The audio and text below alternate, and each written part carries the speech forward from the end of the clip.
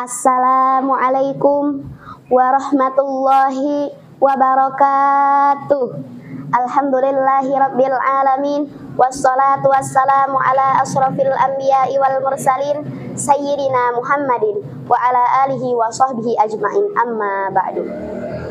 Pertama-tama, marilah kita bersyukur kepada Allah Subhanahu wa ta'ala yang telah menciptakan 7 lapis langit dan 7 lapis bumi beserta seluruh isinya yang wajib kita syukuri. Sholawat berhiaskan salam tidak lupa kita sampaikan kepada manusia yang paling mulia yang membawa umatnya dari zaman jahiliyah menuju jalan Islamiyah, dari jalan kufur menuju jalan syukur, yakni Muhammadun Sayyidul Kaunaini Wasaqalaini wal Fariqaini min Urbi wa min Ajami, yaitu Kangjeng Nabi Muhammad Sallallahu Alaihi Wasallam. Hadirin rahimakumullah, menghormati ulama bukan termasuk golongan kami, orang yang tidak menyayangi yang kecil dari kami dan tidak menghormati yang tua dari kami, tidak menyuruh yang ma'ruf dan tidak mencegah dari perbuatan munkar, serta tidak mengenal hak orang alim atau ulama. Hadis riwayat Ahmad. Allah Subhanahu wa ta'ala dengan hikmah dan keadilannya yang sempurna yang telah memuliakan sebagian hambanya di atas sebagian lainnya. Di antara sebab Allah Subhanahu wa ta'ala memuliakan sebagian hambanya adalah karena ilmu, amal, kesabaran, keikhlasan, dan keimanan yang dimilikinya. Dengan sebab-sebab itulah Allah Subhanahu wa ta'ala memuliakan para ulama, yaitu orang-orang yang berilmu tentang Al-Quran dan As-Sunnah sehingga menjadi orang-orang yang takut kepada Rabbinya. Di antara bentuk pemuliaan Allah Subhanahu wa ta'ala atas ahli ilmu atau ulama, yaitu Allah Subhanahu wa ta'ala menjadikan mereka sebagai saksi di atas perkara yang paling agung dan mulia, yaitu keesaannya, dan menggandengkan persaksian mereka dengan persaksiannya dan persaksian para malaikat. Selain itu, betapa Allah Subhanahu wa ta'ala memuliakan para ulama. Allah Subhanahu wa ta'ala juga mengangkat derajat orang-orang beriman yang berilmu di atas orang-orang beriman tetapi tidak memiliki ilmu. Meskipun keduanya tetap memiliki keutamaan, hal ini terlihat dalam Al-Quran surah Al-Mujadalah ayat 11. A'udzu billahi minasyaitonir rajim. Bismillahirrahmanirrahim. Yarfa'illahu alladhina amanu minkum walladzina utul ilma darajah.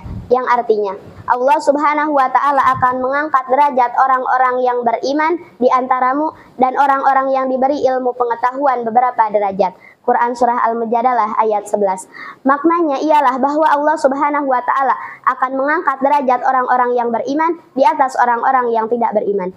Kemudian Allah Subhanahu wa ta'ala akan mengangkat derajat orang-orang beriman yang berilmu di atas orang-orang beriman tetapi tidak memiliki ilmu. Artinya, para ulama adalah golongan yang telah mengumpulkan iman dan ilmu sehingga Allah Subhanahu wa ta'ala mengangkat kedudukannya beberapa derajat dengan sebab keimanannya dan dengan sebab ilmunya beberapa derajat lagi. Olehnya, dengan berbagai keutamaan dan kemuliaan mereka, maka kita wajib untuk memuliakan dan menghormati mereka, sebagaimana Allah Subhanahu wa ta'ala dan Rasulnya menjadikan mereka terhormat dan mulia. Rasulullah Shallallahu Alaihi Wasallam bersabda, bukan termasuk golongan kami orang yang tidak menyayangi yang kecil dari kami dan tidak menghormati yang tua dari kami, tidak menyuruh yang ma'ruf dan tidak mencegah dari perbuatan munkar, serta tidak mengenal hak orang yang alim atau ulama dari kami. Hadis riwayat Ahmad. Bentuk pemuliaan dan penghormatan kepada para ulama. Setelah kita memahami tentang wajibnya memuliakan dan menghormati para ulama karena kedudukannya, maka langkah berikutnya adalah merealisasikan bentuk keyakinan tersebut dalam bentuk amal. Di antara bentuk amal yang dapat kita lakukan adalah, pertama, bersyukur atau berterima kasih kepada mereka. Mengapa? Karena berkat keikhlasan dan kesabaran mereka dalam berdakwah, ilmu Al-Quran dan As-Sunnah pun tersebar hingga sampai kepada kita. Kita bisa mengetahui akidah yang benar dan tata cara beribadah yang benar. Sudah semestinya kita bersyukur kepada Allah Subhanahu wa ta'ala dengan berterima kasih kepada mereka. Rasulullah Shallallahu Alaihi Wasallam bersabda, tidak akan bersyukur kepada Allah Subhanahu wa ta'ala orang-orang yang tidak berterima kasih kepada orang lain. Hadis riwayat Abu Daud. Kedua, menaati mereka dalam bentuk kebaikan. Allah Subhanahu wa ta'ala berfirman dalam Al-Quran surah An-Nisa ayat 59. A'udzu billahi minasyaitonir rajim.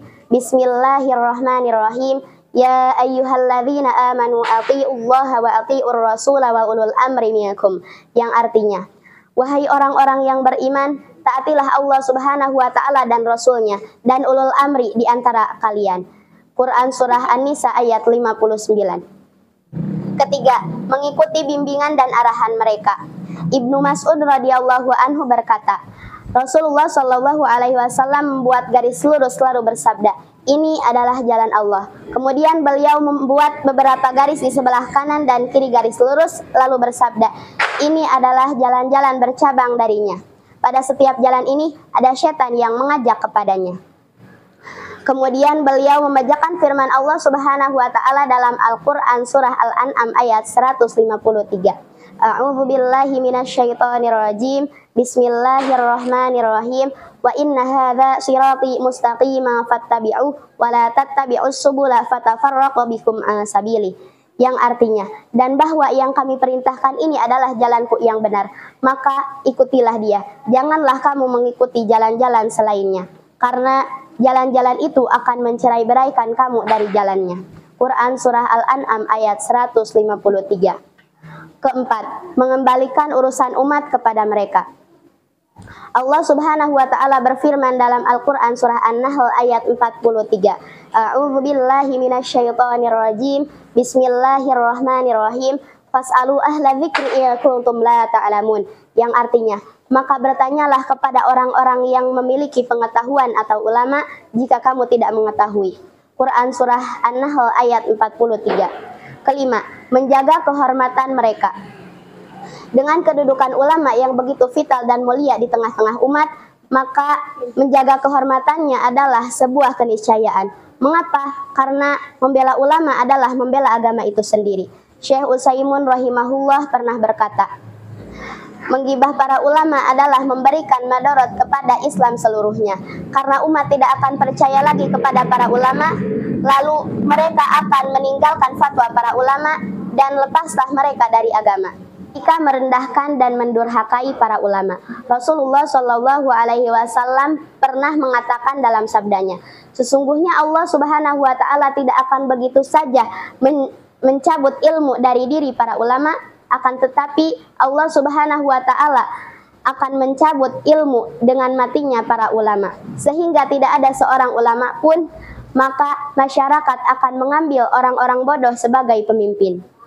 Jika ditanya, mereka menjawab tanpa ilmu, sehingga mereka sesat dan menyesatkan. Hadis riwayat Bukhari.